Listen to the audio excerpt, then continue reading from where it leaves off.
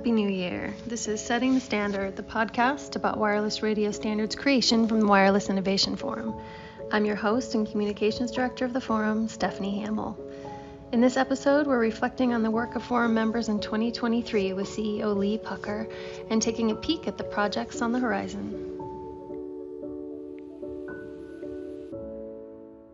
Hi, Lee. Great to see you. Hi, Stephanie. Long time no see. I know. It feels like it's been a long time. Happy New Year. Happy New Year. Thank you. All right. So today we are looking back at 2023 and then we'll look forward to 2024.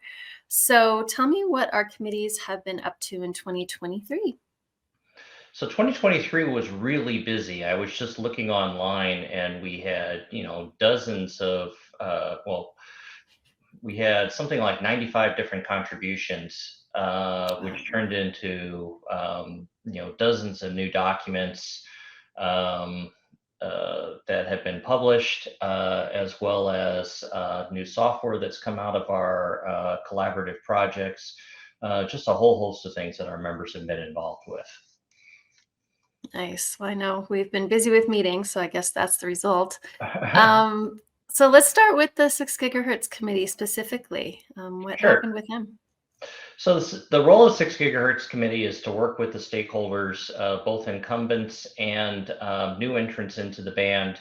So basically the whole ecosystem to develop standards for AFC system operation in the 6 gigahertz band. Currently in the 6 GHz Committee, there's about 223 participants across roughly 60 organizations. It was a big year for 6 GHz Committee last year.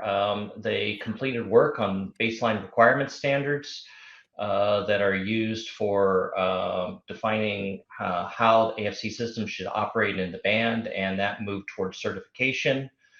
We collaborated pretty heavily with the Wi-Fi Alliance to develop test vectors and system test plans that can trace back to those requirements to, again, allow for certification. And then we had a group who developed a test harness using those test vectors on GitHub that we made publicly available to the entire community. With that, towards the end of the year, the FCC did start certification process for AFC systems. And we have had, using the products that our members developed, there have been 6 organizations that have gone through AFC system testing and public trials. And that includes WinForum members, CommScope, Federated Wireless, Qualcomm, and Sony. So that has all gone forward, and we're just waiting to hear back whether they've been approved or not from the FCC. Right, waiting with bated breath. And we have some press releases on those things you mentioned on our website. So I will go ahead and put a link to our press releases in the show notes below, so everyone can see the details. All right, moving on. How about CBRS Committee? So the first thing that happened with the CBRS Committee is they rebranded. So they were spoken of as the Spectrum Sharing Committee for the longest time, but that was really confusing a lot of people since really all they did was CBRS. So they rebranded as the CBRS Committee, and again, they serve as a common industry and government standards body supporting the development of CBRS based on the FCC Part 96 rules. That committee currently has about 361 participants, again, over roughly 60 plus organizations that are participating in the development of reports, recommendations, and standards there.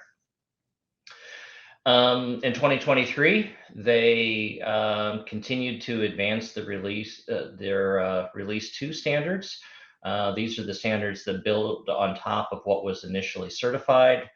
They worked on adding new features and capabilities, support industry needs in the band, as well as developing certification procedures for that new release. Couple of companies towards the middle of the year have completed their Release 2 certification by the Wind Forum.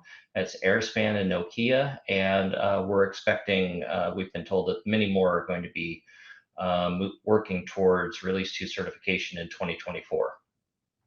That's great. Another thing we did in CBRS is we added what we're calling Release 1 standards. What we found was that things that were in Release 1, the FCC has changed some rules. There have been an evolution of some of the things that our members are having to work with their Release 1 certification. So we need something that wasn't Release 2, which is adding new features and capabilities, but was rather building on what was there originally to address the new rules that the FCC and DoD have been coming up with. So we came up with something called Release 1 Plus. Currently, it includes things like PAL channel reassignment and extension of grants to allow for a longer grant period.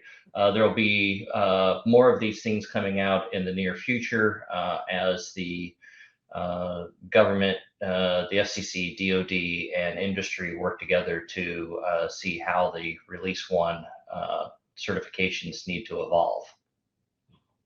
Right. And I will be including the link to the CBRS webpage that has buttons for our 3 different standards types, our 1, 1 plus, and 2. Sure.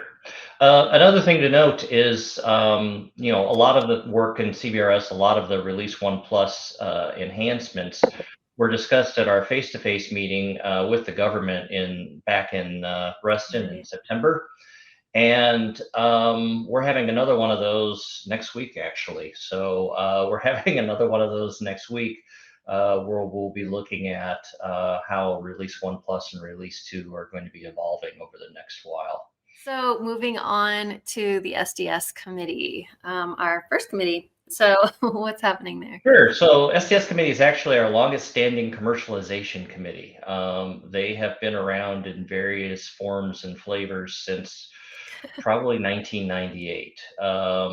They were, and what they're really focused on is standards creation for software architectures, application programming phases, test and certification, really all the things associated with software-defined radio. That committee continues to work to advance their audio services facilities for software-defined radios. This is really application programming interfaces that are used to allow audio services to be utilized on SDRs, as well as they collaborated with pretty heavily with SOSA via liaison agreement. SOSA is the Sensor Open System Architecture Group at the Open Group via liaison agreement, and they've been doing that through our Tactical Communication Standards project. Related to that, the SOSA had a section at the MOSA conference back in, again, in September. And we actually attended and exhibited at that conference supporting our members there. Yes, I was there with a broken toe. That was fun. Sorry. No, it was great. It was actually pretty exciting, and that's all a lot of exciting work being done in the SDS Committee. I'm excited for the future of that work too, which we'll get into later. Okay, so how about the Wireless Innovation Committee?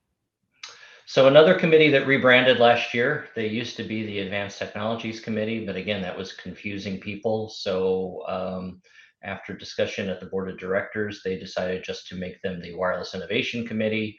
And this really sort of acts as the incubator for new projects, new things going on within the Wireless Innovation Forum. Things that they have done in the Wireless Innovation Committee over the last 12 months. They filed comments with the FCC on the proceeding on unmanned aircraft systems. They filed comments with NTIA on the National Spectrum Strategy, filed comments with Ofcom in the UK on the Ofcom's consultation on spectrum sharing. hybrid spectrum sharing. A lot of these things come out of our Regulatory Advisory Committee, which is a committee that's led by the Wireless Innovation Committee steering group and includes regulators from all over the world who help to advise the Wireless Innovation Forum on things we should be looking at, directions we should be taking, as well as getting input from the Wireless Innovation Forum on the status of various technologies as they evolve in the market. In addition to those things, we, through collaboration, a liaison agreement with ETSI, that's the European Telecommunication Standards Institute, we published a joint white paper on spectrum sharing frameworks. And we're continuing to work with ETSI jointly on developing the things that were in that white paper into an ETSI standard.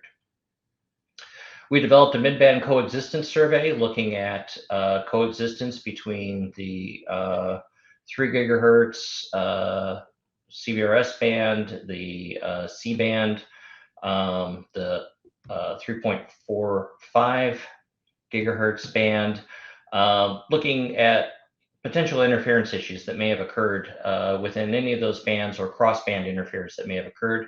And we published the interim results of that survey in a technical report, which you can find on the web. And finally, we formed a new 6G committee. And this committee is looking at to develop and implement spectrum sharing technologies and systems to support growing demand for reliable, sustainable, ubiquitous, high-performance wireless connectivity. Basically, this is looking at the new, what from a marketing perspective right now is called 6G, IMT 2030, if you want to look at that. Really looking at how the technologies for spectrum sharing can be utilized, leveraging the expertise of our members and how spectrum sharing can be utilized in those setting up the wireless connectivity in the years to come. That's all very exciting, forward-thinking stuff. Okay, speaking of forward-thinking, what kind of things are we looking at on the horizon for forum membership? So it looks like it's going to be a pretty busy year. The 6 gigahertz committee, again, is looking at what happens post-certification. Once the AFC systems get certified, devices go through their certification testing. What changes are going to occur in the rules and regulations? What are we going to learn from actual field deployments of these systems that requires modification updates to the standards? In addition, there are, as I mentioned earlier, there's 6 organizations that have gone through AFC system testing. However, there's 7 or 8 more who have been given preliminary approval to also go through testing, and others I know are working on putting in their applications. So we expect that there'll be an expansion of the ecosystem that we'll have to support as that goes by. The CBRS Committee is going to continue to work with the FCC and the DoD to further refine the rules in 2024 to maximize availability of CBRS spectrum. Again, I mentioned we're having a meeting coming up in Reston, Virginia, looking specifically at how these things can evolve and what changes we should make. And I'm sure there'll be more of that in the future. Software-Defined System Committee is looking to, I believe, publish their audio services facility this year, as well as make some contributions through the Tactical Communication Standards Project to SOSA. I think those things should all be finalizing in the June timeframe, which is when we will be having our general meeting. And finally, the Wireless Innovation Committee is looking at what's next. So they'll be continuing working on the things that they've been doing, as well as looking at how the WIN Forum members' expertise can be leveraged in things like the 3.1 to 3.4 gigahertz band in the US, and the 7.125 to 8.4 gigahertz bands worldwide. So I think it's going to be a pretty busy year for the members of the Wind Forum, and stay tuned. There's lots coming. Yeah, and like you mentioned, we have a big general meeting coming up in June, which we haven't really done in a long time in Yeah, it'll person. be the first time since before COVID where we've had Right. all four of our committees together at once in one location. So really looking forward to that. Yeah, exciting stuff. Okay, well, I think that just about does it, and I'll include links for things you mentioned below in the show notes. And as always, if you're a group that has a problem that needs solving, reach out to us. That's what we're here for. And looking forward to a great 2024. All right. Thanks, Thank you very Lee. much, Bethany. Really appreciate it. Yeah, thanks. Have a great day. Thanks, you too.